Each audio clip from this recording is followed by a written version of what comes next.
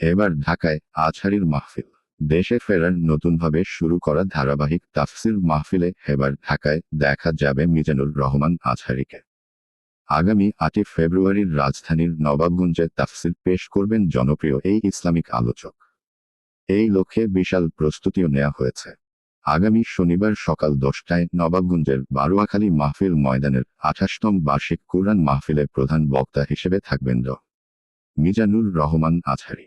ওই মাহফিলে প্রধান অতিথি খন্দকার আবু আশফাক আর সভাপতিত্ব করবেন শাহজাহান শিকদার।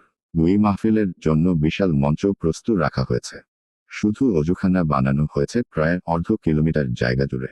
বিশাল প্যান্ডেলের সামনে রয়েছে শ্রোতাদের বসার জন্য শামিয়ানা। গাড়ি। বছরের ২৭শে ডিসেম্বর কক্সবাজারের পেকুয়ায় মিজানুর রহমান আজহারীর তাফসির মাহফিল হয়েছিল। তার আসার খবরে কক্সবাজারের পেকুয়ায় মানুষের ঢল নেমেছিল।